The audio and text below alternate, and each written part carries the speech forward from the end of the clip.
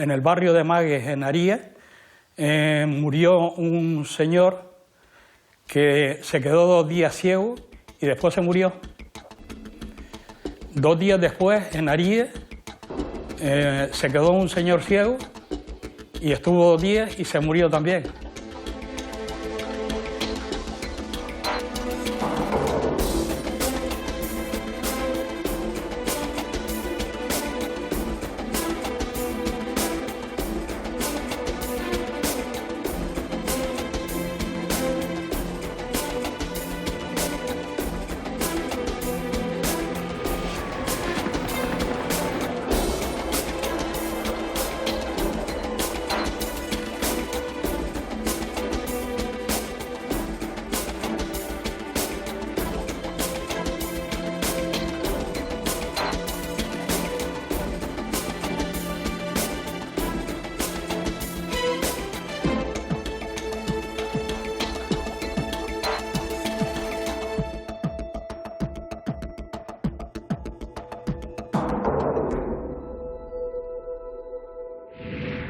Elisa Álvarez Ovalla es quizás la cara más amable de esta tragedia del metílico. El alcohol metílico tenía la propiedad de atacar al nervio óptico y la gente se quedaba ciega. Y si la dosis era muy grande, morían las personas. Javier, mira, que murió María Serpa, que era la mujer del sepulturero. Y esta mujer parece que bebía y ahí cayó. También cerca de casa de María Serpa, el señor Emiliano Brito se quedó ciego. Vimos cómo lo lanzaban y percatemos que en el lanzamiento pues, se arrastraban con el paracaídas por campo. Lo que vi en el aire era dantesco. Socorro, auxilio, lo que yo vi.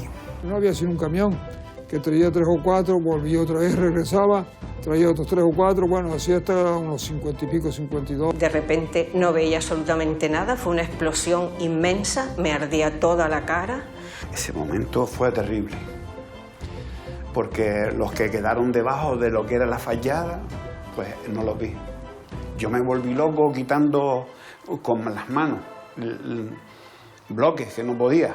Era una locura, una locura. El compañero Vittorio, ya te digo, deshecho, en estado de shock. Y no había nada, las unidades nada más, porque el resto de los compañeros pues o estaban fallecidos o habían llevado a los otros compañeros a urgencia. ¿Existe la mala suerte? Hay sucesos que invitan a pensar que sí. Tragedias que sucedieron en Canarias de improviso, sin ninguna señal de alarma. A ellas está dedicada nuestro programa de hoy de Canarias en Portada. 1963 es un año de cambios y avances. En Estados Unidos, el presidente Kennedy es asesinado al tiempo que nacen futuras estrellas como Michael Jordan, Tarantino o Brad Pitt. En España se amplían, aunque sea ligeramente, las libertades y se acortan y bastante las faldas. Es lo que tiene la llegada del movimiento yeye, con sus guateques, sus melenas lisas y sus ganas de bailar, por ejemplo, el Eres tú del dúo dinámico.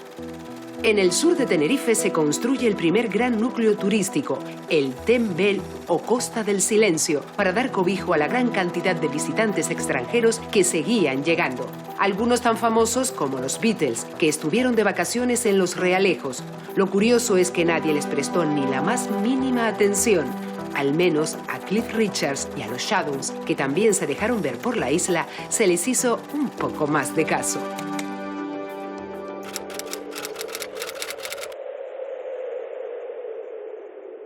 En 1963 se recuerda aquí en el municipio de Aría, en Lanzarote, con una mezcla de rabia y de tristeza.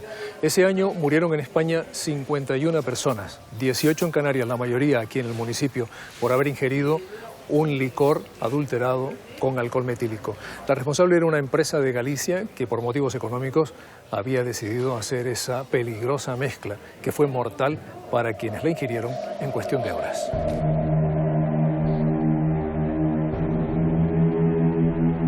El caso del metílico es una tragedia de dinero, veneno y muerte ocurrida en el año 1963, hace poco más de 50 años, que ocasionó una tragedia y un envenenamiento masivo de la población. Incluso el fiscal del caso hablaba de alrededor de más de 1000 muertos y decía que nos quedábamos cortos cuando se estimaban esas cantidades, porque estamos hablando de una tragedia, de un envenenamiento de bebidas adulteradas que provocaban la muerte o la ceguera, en el mejor de los casos, en muy pocas horas. Primavera de 1963. El dueño de las bodegas Aragón, en Ourense, decide preparar sus aguardientes con alcohol metílico para ahorrarse costes, a pesar de no ser apto para el consumo humano. Poco tiempo después, comienzan a suceder varias muertes en el territorio español, especialmente en Aría, Lanzarote, donde Esteban Jesús Barreto se convierte en la primera víctima mortal el 18 de febrero. La inspectora farmacéutica municipal María Elisa Álvarez llega a la conclusión de que se trata de una intoxicación por metanol debido al consumo de aguardiente y logra requisar los productos dudosos en comercios y bares, corroborando sus sospechas y logrando así evitar más muertes. El juicio por fraude se celebró en 1967 y 11 personas fueron declaradas culpables. Oficialmente murieron 51 personas y 9 quedaron ciegas, pero se estima que el número real de víctimas fue muchísimo más elevado. Estamos hablando de una tragedia que afectó a gente normal, a personas que de un día para otro estaban perfectamente sanas y de pronto se encontraban que se quedaban ciegas, que tenían tremendos dolores intestinales. En un pueblo pequeño como este, pues sabes que nos conocemos todos y el problema de cualquier vecino era en ese tiempo donde todavía los entierros o los velatorios se hacían en las casas, pues los vecinos afectados siempre nos enterábamos de sucesos extraños, de gente que moría repentinamente, ¿no? Porque la gente no sabía por qué empezaban a morir sus vecinos en los pueblos, también en las ciudades, y moría gente que no se sabía muy bien qué tipo de enfermedad podía tener. Inicialmente se estimaban que podían ser aneurismas, que podía ser algo relacionado con problemas cardíacos, pero en definitiva lo que sí hubo fue una gran penuria social, fue un gran pánico, una gran alarma que llegó a afectar a toda la población.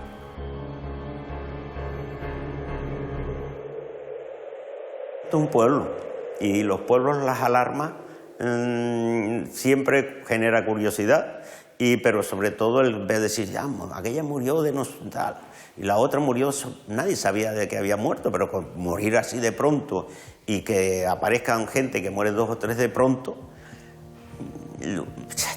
enseguida te queda una inquietud. En el barrio de Magues, en Aría, murió un señor que se quedó 2 días ciego y después se murió. 2 días después, en Aría, se quedó un señor ciego y estuvo 2 días y se murió también. Fue una muerte repentina que llamó la atención porque era un señor que tenía buena relación en el pueblo, trabajador.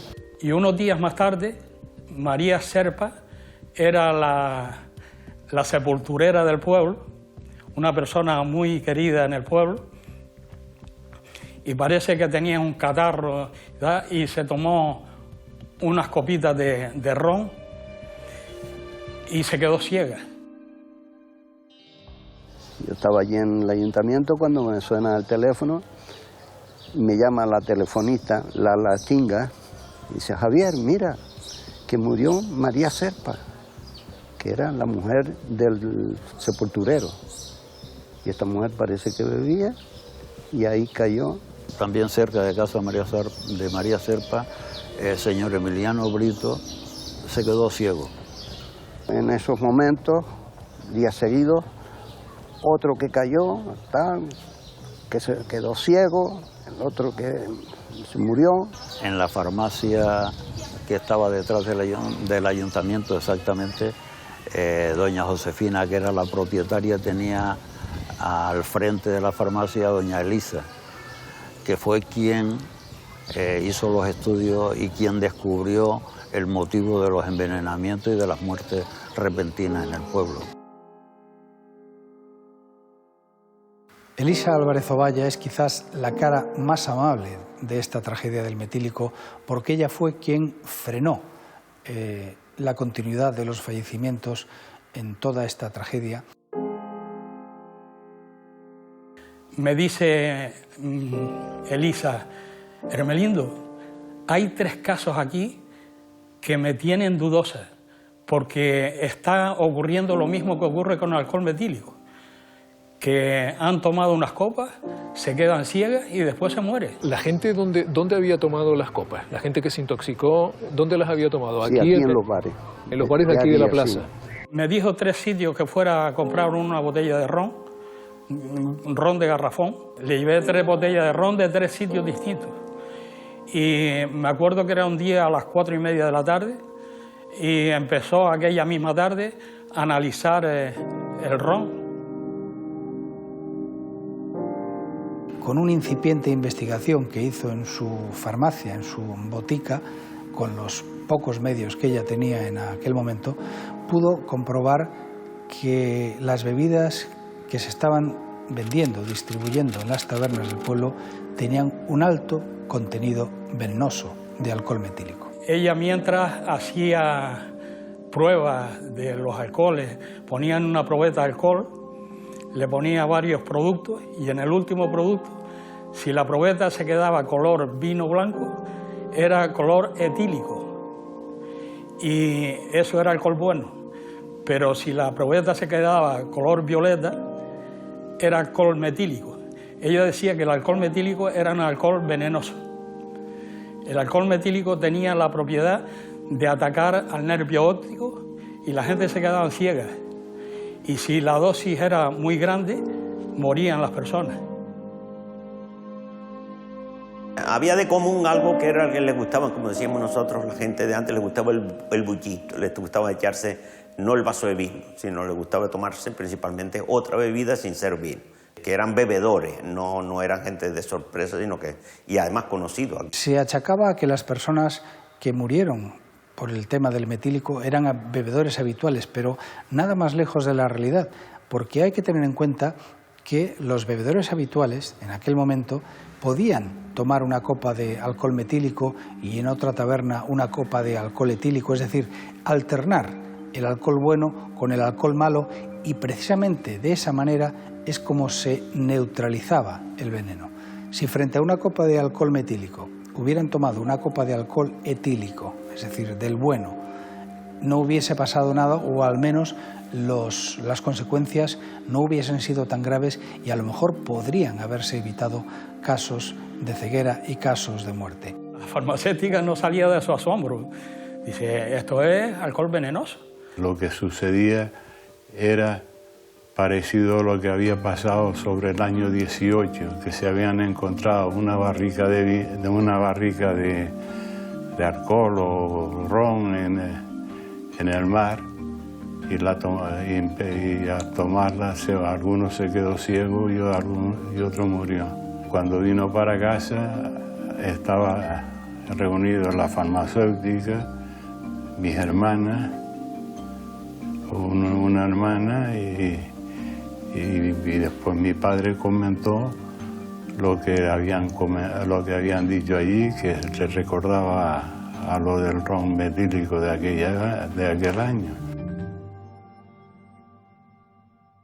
Ella, preocupada, se lo dijo a mi padre, que estaba de secretario en el Ayuntamiento de Darío, tenía gran amistad con mi padre, y le dijo, mire, las características de las muertes de estas personas están relacionadas con el alcohol metílico. Y yo no sé qué hacer, porque ya habían muerto 2 personas y claro, se había certificado que habían muerto de infarto. Entonces mi padre se lo dijo al alcalde. Inmediatamente mandaron a requisar todas las garrafas de alcohol, de ron metílico que había allí. Fueron a la tienda en donde tenían las garrafas y tal, las intervinieron. El pueblo de Aría en aquel momento reaccionó de una manera tremenda, en el sentido de la estupefacción, de la sorpresa, de la incredulidad.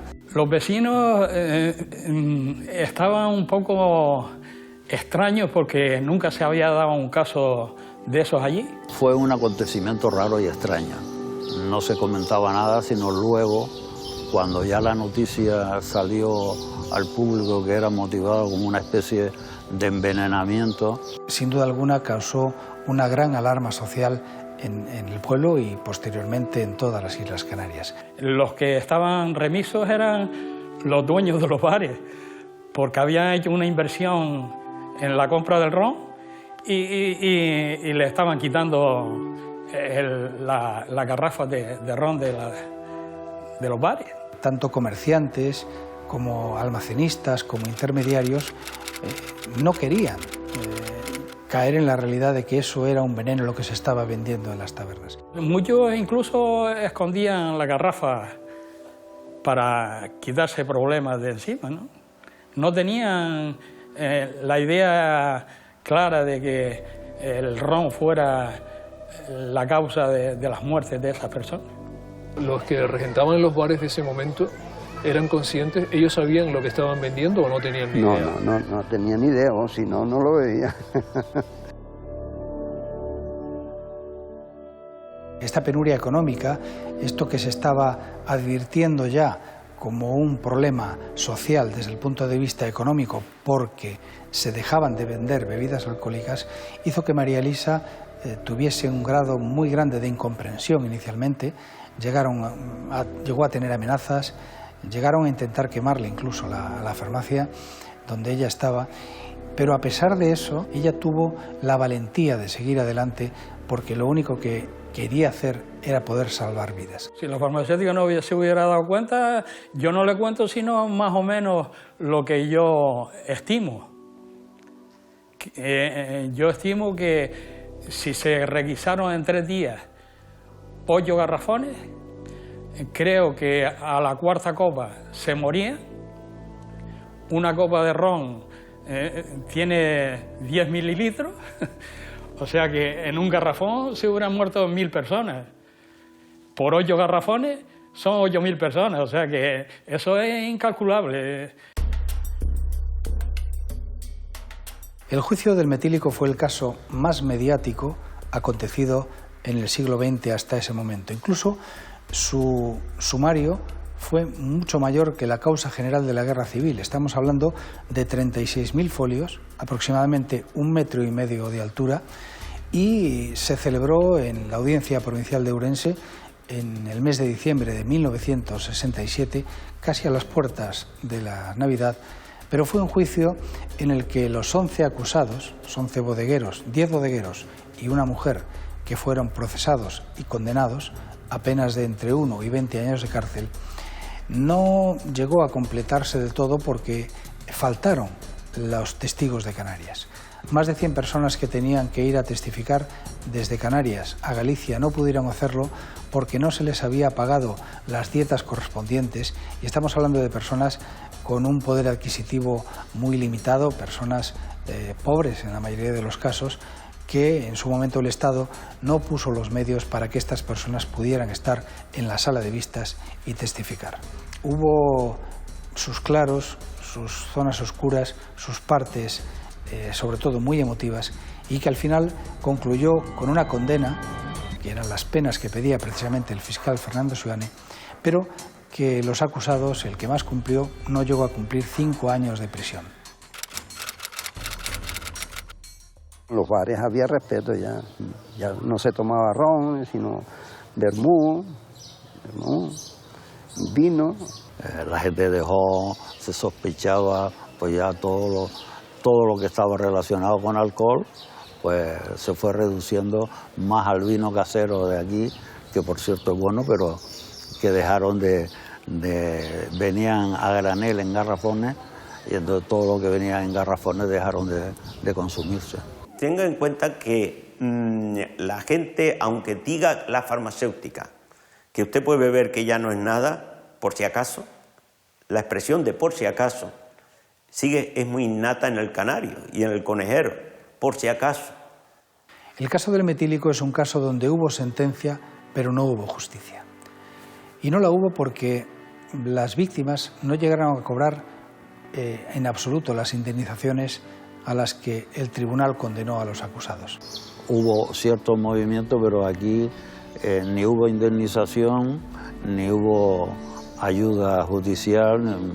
Eso prácticamente se fue ocultando como los pueblos pequeños. Oficialmente, el caso del metílico registró 51 muertos y 9 personas ciegas, una cifra irrisoria, en opinión del fiscal del caso, Fernando Seoane, con el que mantuve numerosas entrevistas a lo largo de los 5 años que he empleado para realizar esta investigación. Después, en el mes de julio, cuando ya había terminado todos mis problemas, me enteré que en La Gomera habían muerto varios, en Tenerife y en Galicia montones de gente. Y debido a la ingesta de ron metílico. Evidentemente, la cifra de 51 muertos y 9 personas ciegas es irrisoria y digamos que es un insulto a la memoria de las víctimas.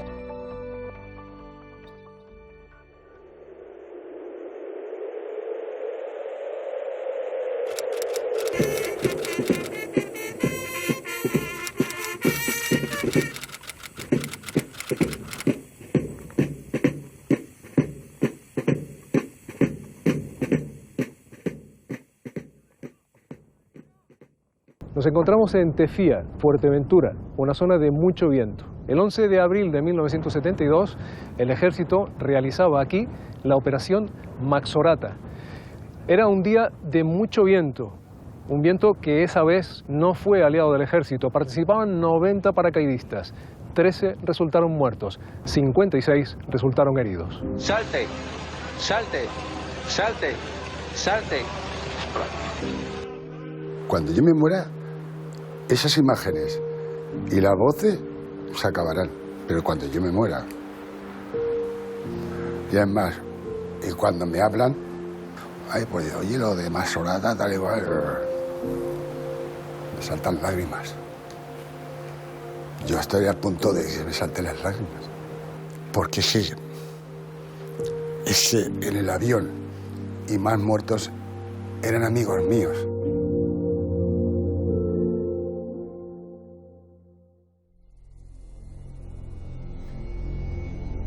11 de abril de 1972. El ejército lleva a cabo en Tefía, Fuerteventura, la operación Maxorata 72, en la que participan 5.000 hombres de los ejércitos de tierra, mar y aire. Una de las maniobras implica que un centenar de miembros de la Brigada de Paracaidistas del Ejército del Aire se lancen en paracaídas desde varios aviones DC-3. Pero al poco tiempo de comenzar los saltos, se levanta una fuerte racha de viento que arrastra a los paracaidistas varios kilómetros, haciendo que se estrellen contra una zona de riscos y paredes de piedra. 2 sargentos y 11 soldados perdieron la vida y 56 resultaron gravemente heridos, siendo trasladados a la clínica Nuestra Señora de la Peña. Todas las imágenes del accidente fueron requisadas de inmediato por las autoridades. Familiares de los fallecidos se quejaron de que las informaciones que les ofrecieron fueron de lo más confusas. ¿Cuáles eran las condiciones climatológicas el día de esas maniobras? Habían rachas muy fuertes y otras calmadas. El comandante que dio la orden, como eran sus muchachos y las estrellas del espectáculo, con racha y sin racha, pues dio la orden. A nosotros nos pilló la racha gorda.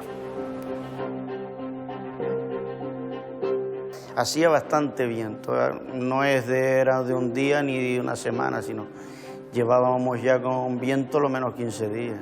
Lo que vi en el aire era dantesco. Socorro, auxilio, lo que yo vi. Y yo me agarraba a los cordones para no tocar tierra. Dije, esto es para mí y lo tengo que pasar. Me quité los seguros, no todos los seguros, de la banda del hombro, el otro, digo, no, aquí es de fuerza mayor, y me quité el seguro del pecho, era una vuelta y media o 2 vueltas, pam, pam. Cuando tocase tierra, golpe y todas las bandas y todo se deshacía. Yo llegué al suelo con la cabeza, la espalda y el culo a la vez. Perdí la noción del tiempo y del lugar. Me espabilé y esto es cuando le pegué el golpe al seguro. Y arrastraría, calculo que entre medio chumberas y piedras esas volcánicas, que son cuchillas, 60 o 70 metros. Cuando ya me espabilé del golpe, apreté y se me fue. ¿Fue lo que le salvó? Sí. Yo pienso que sí. Ni más ni menos. Lo único que vimos es que en el aire el paracaidista no iba derecho, sino más bien inclinado por el viento. Yo vi el espectáculo, yo no vi muertos en ese momento, yo no vi muertos. Me fui al punto de reunión. Ya fuimos allí, yo y un veterano dijimos que había heridos, muchos heridos. Hombre, alguna pierna, alguna... Esto, en este viento, a ver los hilos. Y llegaron unos veteranos y dicen, capitán, aparte de todos los heridos que hay muertos. Ah, puede ser. Se quitó la boina de la cabeza, se tiró al suelo y se puso a llorar.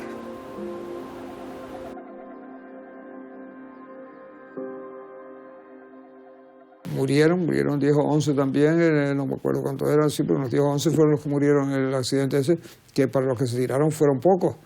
El héroe de Masolata, el pastor. Ese hombre se debía haber, lo debían de haber homenajeado también. Ese hombre se lanzaba corriendo detrás de lo que decía, con un cuchillo cortaba las bridas para que pudieran caer, porque si no los arrastraban, aquello era terrible aquello. Solamente era ayudarle a alguien que lo necesitaba en ese momento. Vimos cómo lo lanzaban y percatemos que en el lanzamiento pues, se arrastraban con el paracaídas por campo. Entonces fuimos a acudir a quitarle el paracaídas porque veíamos que se estaban matando. ¿Sabes lo que es la velocidad que iban arrastrados por esas paredes de piedra? Es que no debió haber, es que no podía decirlo, lo miras bien y no te imaginas que pueden haber escapado a alguien así. Y ya te digo, y mucho se lo debe también a esta gente que se lanzaba a los paracaidistas y cortaban las ligaduras que llevaban para que no siguiera arrastrando por el suelo. Fueron bastantes los que tuvimos que cortarle las cuerdas. De hecho, hasta que estuvimos corriendo de un lado y a otro para poderlo, pero claro, mucho no se pudo hacer nada porque eran muchos los que caían. Claro, el que iba al suelo arrastrando, pues chillando, gritando, socorro.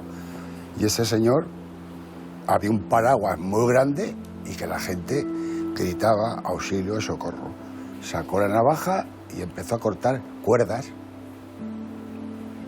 Lo que se comentó allí que salvaría a 10 o 12 personas. Primero quitarles el paracaídas para que no siguieran, quiero decir, destrozándose. Y ya después, pues avisar a quien los pudiera socorrer. Que en esto, mi padre tenía un tractor cuando eso y iba a intentar, también estuvo corriendo con el tractor para poderlos coger.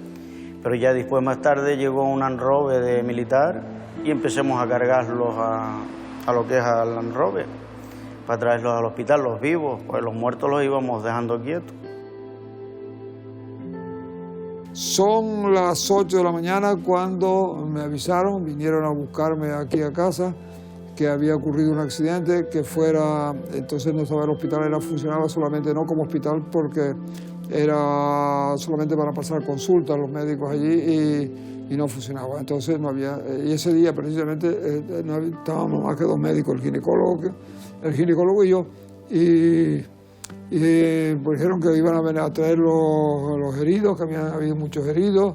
En fin, nos preparamos nosotros, esperamos y efectivamente empezaron a llegar el camión, que no había sido un camión, que traía 3 o 4, volvía otra vez, regresaba, traía otros 3 o 4, bueno, así hasta unos 50 y pico, 52 que traían. Yo me fui por unos derroteros, cogí a un compañero, tenía un boquete aquí en la nuca tirando mucha sangre, Cogí un paracaídas, le tapé el agujero, cogí un Willy de gerido de tierra, que esto de la gerido, ven aquí, ayúdame, y saqué el arma. Digo, y ahora vamos a Puerto Rosario, con que fuimos allí. Cuando llegaban teníamos que clasificarlo por el orden de gravedad de cada uno de los enfermos, porque si no era un problema. Yo volví otra vez y cogí a otro. Ese ya entré por la puerta y vi el espectáculo que había de sangre, de heridos en el suelo, en las camas, un desastre. Me desmayé y no sé el tiempo que estuve en la acera desmayado. Pero también no es eso lo peor, sino que se nos acabó el material también que hacía eso, porque claro, aquí no había sino una sola farmacia, los hilos de sutura, las agujas, todo eso había que cambiarlo. Yo me acordé entonces, en la época mía militar, que yo había preparado, cuando la campaña de IFNI, había preparado unos cestones precisamente con hilos de sutura, con agujas, con material clínico, con aerosoles y toda la cosa que hacía falta, vendajes, todo lo que podía hacer falta.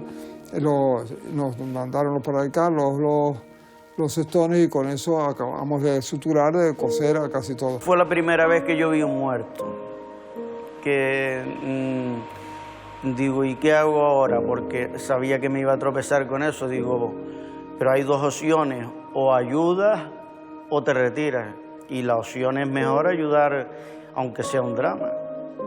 En muy malas condiciones porque eran unas heridas que arrastrar, imagínate tú que están arrastrados por el viento, aquellos los paracaídas, esos que arrastraban y claro, aquello era de piedras, habían paredes de piedras, se estallaban contra las piedras, aquello era horroroso, eso es la verdad.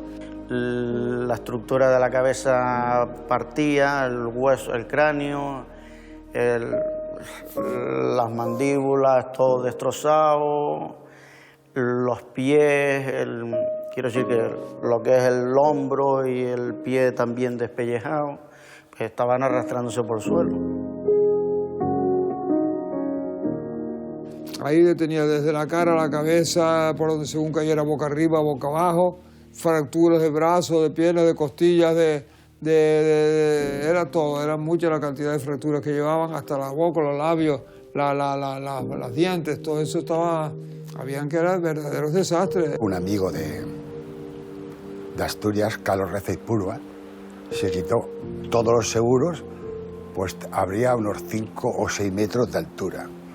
Bajó como a marcha forzada, la desgracia que cayó en una piedra de casi medio metro, cayó una pierna en la piedra y la otra ha quedado medio paralítico. Uno de los pobres aquellos que había arrastrado los paracaídas, pues traía la cara deshecha, no se le veía ni la cara prácticamente. Y el hombre tuvo, curioso, sacó de su bolsillo una fotografía y me dice, mire doctor, este soy yo, déjeme por lo menos parecido. Y efectivamente, después que pasaron años, en una reunión como esta de hoy, pues yo estaba contando ese detalle y me dice, ese soy yo, ese era yo el que... No, y había quedado bien cosido, la verdad es que no se lo notaba, porque cuando entró aquello era desastre, no me veía ni dónde estaba la cara. Pero hay otro más malo, Santiago Gallarre Grosilla, de Huesca, arrastró con la cara en el Pedregal. Todo esto desplomado, el ojo, lo llevaron, lo digo porque yo lo he vivido y lo he visto y está en su casa. Lo llevaron a Gomezulla, lo operaron 3 veces y cada vez que lo operaban, peor. Dijo, no tocarme más, me voy para casa y se ha quedado así. Es complicado porque depende de ti que se escape este señor o no. No sé de que hagas las cosas bien hechas o no. De los que se curaron aquí, los que pasaron por aquí, ninguno murió. Estuvimos 12 horas sin descansar. Me acuerdo que después al final nos sentamos en el suelo porque no había eso. Y allí descansamos, pero aquello fue tremendo, ¿no? Vamos, si llegamos a pensar lo mínimo de lo que iba a ocurrir, y más en el avión que iba yo, nos tiramos para atrás. que nos saltamos.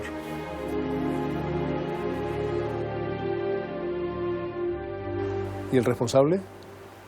¿Su responsabilidad la asumió? Es que ya no vimos más en la bandera. No lo vimos más. ¿Dónde lo destinaron? ¿Dónde lo llevaron? No lo sé. Ahora la fotografía que desde el aire abajo ni Dante con el libro del infierno no lo consigue.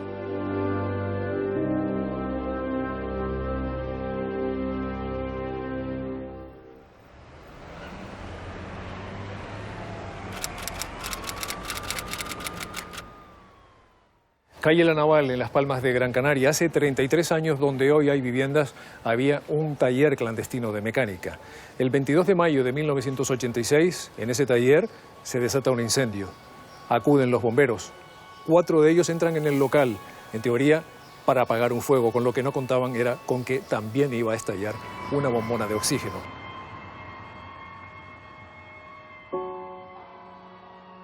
Eso ocurrió porque ocurrió y nada más, porque nadie se iba a imaginar de que la botella de oxígeno iba a reventar. Que recuerdo perfectamente que el culo de la botella salió disparado y chocó contra la pared del edificio enfrente, que le hizo un boquete. 22 de mayo de 1986. Se declara un incendio en un taller mecánico clandestino situado en la calle La Naval, en Las Palmas de Gran Canaria. Los bomberos acuden a intentar apagar el fuego, pero cuando se encuentran en el interior, de repente estalla una bombona de acetileno que provoca el derrumbe del edificio, acabando con la vida de 4 personas: Enrique González Crespo, José Manuel Pérez Hernández, José Juan Llamas Mateo y José Juan Medina Rodríguez. La explosión también dejó algunos heridos que afortunadamente lograron recuperarse. Los fallecidos recibieron a título póstumo la medalla de plata de la capital en el año 1995. Ese día estábamos en la torre de maniobras, por la mañana hacemos maniobras, y estábamos en la torre de maniobras y lo normal, pues estábamos haciendo maniobras, estábamos subiendo la torre con unas escalas de garfio y suena la alarma. Yo estaba en la redacción, si no me equivoco, era un sábado por la mañana. La redacción estaba vacía, habían 2 o 3 personas, estaba mi compañero Carlos Bruqueta y de repente vimos una columna de humo. Decidimos los dos coger el coche y bajar a ver qué es lo que pasaba. Estábamos de servicio, así que llegamos en minutos allí al lugar de los hechos y cuando llegamos pues tomamos las medidas oportunas para que los bomberos pues pudiesen entrar, puesto que habían coches sobre las aceras y demás. Subí la calle, llegué, vi que la policía estaba gritando, estaba indicándole a la gente, por favor, que se vayan, que esto es peligroso, que tal, porque claro, la gente quería ver lo que pasaba. Seguí subiendo, saqué la cámara. En ese momento llegué casi a la puerta del garaje, pero estaba aquí a un lado, ¿no? Bajamos, cogimos nuestras cosas y nos montamos en el camión. Me acuerdo que Victorio se subió por una ventana porque una de las puertas de primera salida estaba estropeada y se subió por la ventana y se subió Nóbrega y me subí yo. Y cuando vino Crespo, Enrique Crespo, pues nos vio, dice, hay muchos nuevos ahí dentro, bájense uno. Y Vittorio dice, yo no me puedo bajar porque la puerta de la unidad está rota, o sea, la puerta está estropeada. Dice, pues venga, Espino, bájate tú. Pues bueno, me bajé yo, que era el que estaba más cerca de la otra puerta, y se subieron Cacuna y Juanjo. Y ya pues fueron todas las unidades del servicio, ¿no? Se bajaron, uno de los bomberos me saludó, porque además lo conocía, y me dijo, ¿qué tal, Estrella? Digo, nada, bien, aquí estamos, lo típico, ¿no?, de saludo de colegas, ¿no? Ellos se bajaron, se acercaron a la puerta con las mangueras, yo cogí mi cámara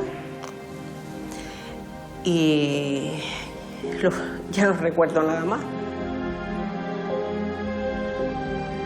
Los bomberos toman su medida de precaución, tiran todas las mangueras, las conectan a los camiones y a los camiones Cuba y se empieza a meter agua dentro de aquel local, porque en realidad ya no se veía lo que había en el interior, y hasta el momento de la explosión.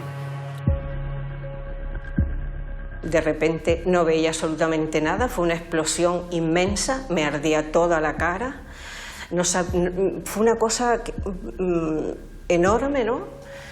Y me asusté muchísimo, la cámara se me cayó al suelo, me ardía la cara, tenía también parte de la mano y metralla por todos los pantalones. Salí corriendo, sinceramente, salí corriendo porque me asusté, no sabía qué había pasado, o sea, eché a correr calle abajo, paré un taxi,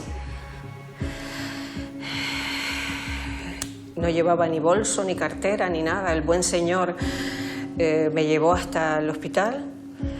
Recuerdo una imagen de verme a través del espejo retrovisor, la cara, el color de la piel se me había cambiado completamente, tenía la cara oscura, el pelo todo chamuscado, sin cejas. El peligro, y además como así se demostró luego, era toda la fallada. Los compañeros, los que desgraciadamente ya no están, aparte de otros como Venancio, que estaba y quedó muy mal herido,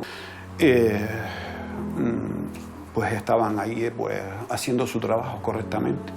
Estaban justo debajo de lo que era la fallada, ahí pues con las mangueras. Yo recuerdo que estaba detrás de Crespo, para descanse, tirándolo de las mangueras para que entrara lo más recta posible el agua, hasta el momento de la explosión, que fue cuando se vino toda aquella fallada abajo y cayó sobre los compañeros.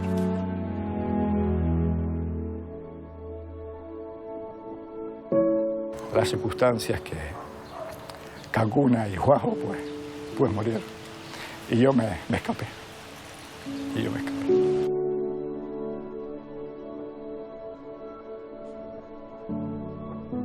Hubo una segunda explosión justo cuando yo bajaba a la calle, ¿no?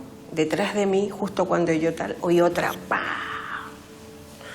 O sea, tener eso en tu cabeza, porque es algo que no te esperas, ¿no? Realmente, ¿quién iba a pensar eso? Nadie. Cuando llegué aquí, ya el único que estaba era Vittorio, nada más. Estaba, pues, imagínate cómo podía estar, en estado de shock. Yo le preguntaba y él me preguntaba, ¿qué pasa, Vittorio? ¿Qué pasa? Y no me hablaba. Y el edificio de ruido, entré en un almacén que había justamente al lado, una pequeña nave también con un almacén, y entré y me encontré al brigada con una manguera en un boquete enorme en la pared, pues apagando el incendio que todavía estaba dentro del coche, dentro del garaje, que era un coche ardiente. Ese momento fue terrible, porque los que quedaron debajo de lo que era la fallada, pues no los vi.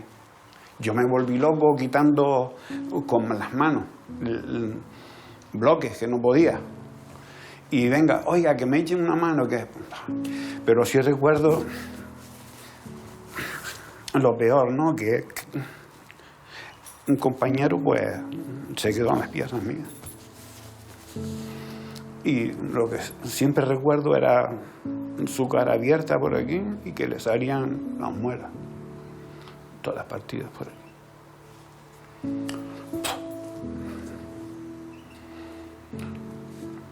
Era una locura. El compañero Vittorio, ya te digo, deshecho, en estado de shock. Y no había nada, las unidades nada más, porque el resto de los compañeros pues o estaban fallecidos o habían llevado a los otros compañeros a urgencia. No sé cuánto tiempo pude estar ahí, solo oía ruidos y gente a mi alrededor y de todo. Y cuando ya me dijeron que me incorporara, vi que a mi lado había 3 camillas con 3 cuerpos tapados con sábanas y deduje por las botas que eran los bomberos.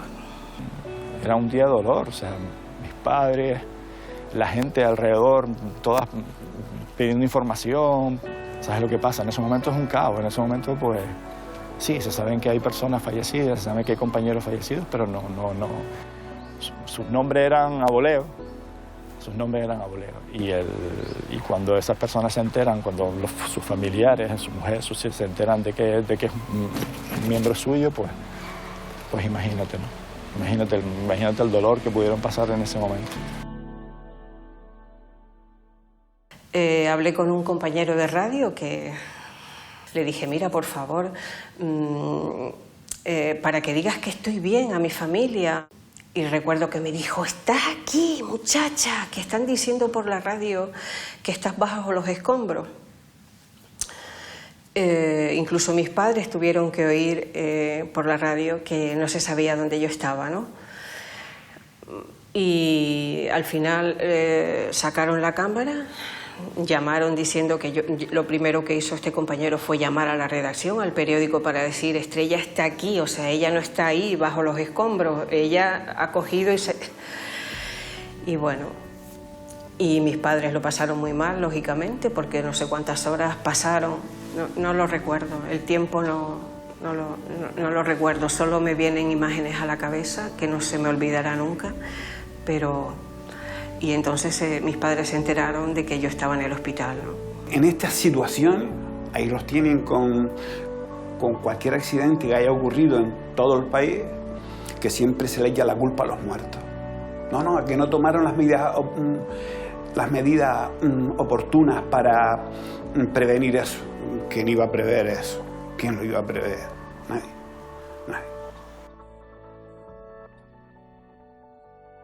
Si en vez de coger 10 semáforos como pudieron haber cogido, pues cogen 5 más. Cuando llegan aquí, pues a lo mejor la explosión ya hubiese sido. O al contrario, cogen 5 menos y hubiesen podido sofocar el incendio. ¿Sabes qué? No sé, el método de actuación, lo normal. O sea, llegas a una zona de incendio, miras, ves lo que hay y empiezas con la extinción. Pues... las circunstancias fueron así y no puedo decir más nada, Se celebró incluso un juicio para depurar las responsabilidades, ¿no? Para saber qué había ocurrido allí, quién era el responsable y que cada cual pues pagara la parte que le correspondía. Creo que no fue culpa de nadie, eso fue un accidente en el que murieron personas, que ha sufrido mucha gente, los familiares. Sobre todo yo creo que si hay un culpable es el propietario de ese taller. O sea, tener un taller ilegal, pues no se puede. O sea, tiene que haber un control para eso, ¿no? Lo que sí recuerdo es que aquello era un taller ilegal. No ilegal, sino sin medidas de seguridad nula. Lo que pasa siempre. Basta que haya un accidente con afectados para que se den cuenta de que verdaderamente lo que es la seguridad en una ciudad. Ten en cuenta que en aquella época íbamos en manga de camisa y en pantalón, o sea, no teníamos no habían chaquetones para todos. Pues bueno, todas esas medidas de seguridad que necesitábamos en esa época, pues luego se pusieron. ¿Esto te marcó a ti de alguna manera, Estrella, el haber sido...? Bueno, sobre todo tenía miedo cuando salía a la calle. Estuve sin trabajar un tiempo, lógicamente, porque no podía. Y el simple hecho de ir al supermercado y oír un ruido ya me volvía asustada, ¿no? Yo estuve 2 meses sin dormir. Me dormía y saltaba. Fue un sueño que tuve. Y a partir de ese sueño descansé. Porque los vi como partían y se iban. Ese fue un sueño lo más agradable de todo, porque a partir de ahí dormí y sabía que estaban bien. Cuando sucede una tragedia, nuestra primera reacción es siempre intentar entender por qué. A veces la mala suerte juega un papel determinante y las cosas salen del peor modo posible. Pero detrás de esos infortunios suele haber una causa más terrenal: despistes, negligencias o errores de cálculo. ¿Qué propició cada uno de los casos que les hemos presentado? Eso deben determinarlo ustedes. Nosotros nos limitamos a presentar las pruebas. Los afectados siempre ansían encontrar un culpable. Algo comprensible y además necesario, pero la lección que debemos extraer siempre es cómo conseguir evitar que algo así vuelva a suceder. Conocer los errores del pasado nos ayuda a no repetirlos en el futuro. Hay catástrofes inevitables, es cierto, pero muchas menos de las que creemos. Si se emplearon 76.000 litros de alcohol metílico para elaborar bebidas contaminadas, bebidas adulteradas, y una sola copa de aguardiente, de licor café, de ron, de ginebra, una sola copa bastaba para matarte o para dejarte ciego, ¿cuántas copas se pueden hacer con 76.000 litros de alcohol metílico rebajado con agua y con esencias?